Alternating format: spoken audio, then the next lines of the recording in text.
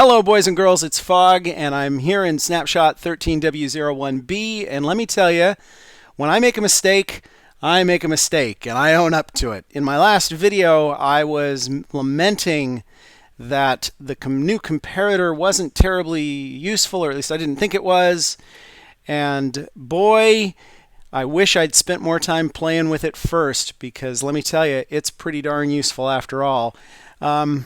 One of the things that I lamented was that I wished that they were creating a block that would do a true redstone capacitor. Well, it turns out that the comparator can be used as a redstone capacitor. Viewer Ian Walton sent me a screenshot of some stuff that he stumbled upon, and I'm going to share that with you right now. He came up with these two designs. At least I think he came up with them. Either way, he sent them to me, so he's getting the credit. There you go, Ian. I'm just going to hover here for a minute and let you have a good look at that. We've got 4 comparators in a circle right over there, and same up above. The one below, this one down here, is a capacitor that works for all 16 levels. If I step on that, you'll notice that that one lamp comes on. I can come here and reset it. And then if I go and step over here, you'll see that all but 3 come on. And I can come over here and reset it. Oh, there we go. And if I step on this last one, they all light up. Now the way this works is because comparators pass through exactly the same signal strength on one side. They pass that signal strength straight through in the exact same intensity. So this is here at the full 15 intensity, and it's passed through to here, which is passed through to there, which is passed into this block, which is passed through to here. This is the same thing, except this is solid state. It doesn't rely on a sticky piston to break the connection. Instead, it relies on passing a full 15 intensity signal strength into the B input of the comparator, and that's going to cause the comparator to reset. So here you see it lights up, and then we come over here and it resets. The only sound you're hearing is the sound of the pressure plates. The comparators, of course, make no sound whatsoever. It's totally silent in solid state. The downside of this versus this is because this signal strength has to be higher than that signal strength in order for the reset to work.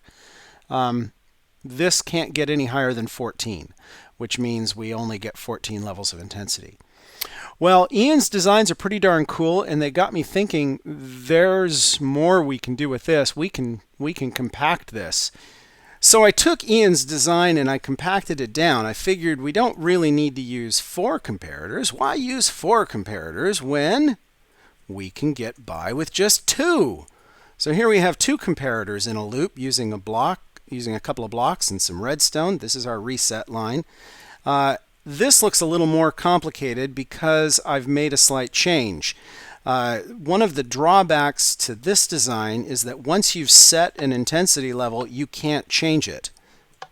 See, as I step there, it doesn't reset. I have to walk over to the reset line and manually reset it, and then I can set it to a different intensity level. This design doesn't have that problem.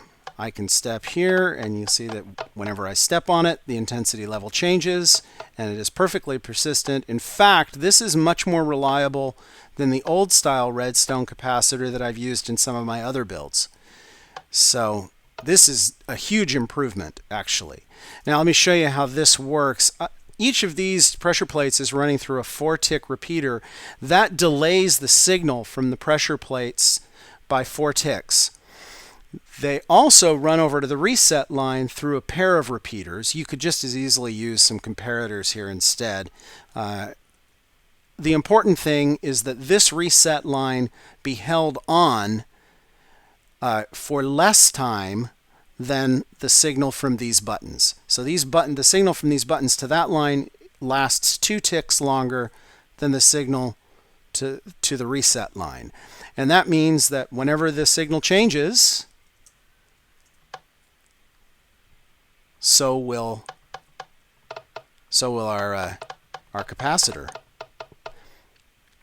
Now, you may be asking, what's this? Well, one of the cool features of a comparator as I mentioned, that the thing that allows all this to work is that the signal strength that goes in one side comes out the other side at exactly the same signal strength. So whereas with the old style redstone capacitor, I was really limited with where I could put my inputs and outputs. Here you can use comparators to extend the signal as far as you want to.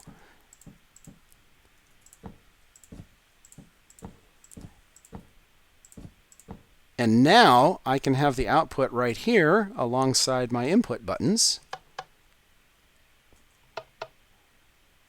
And you can see that it will change right away. You notice there is a little bit of a delay. In the original A snapshot, comparators were instant. They've introduced a slight, I believe it's a half-tick delay, but whatever the actual delay is, there is now a very slight delay. So sorry, no free instant wire here, but it's pretty close and it's a lot faster than repeaters.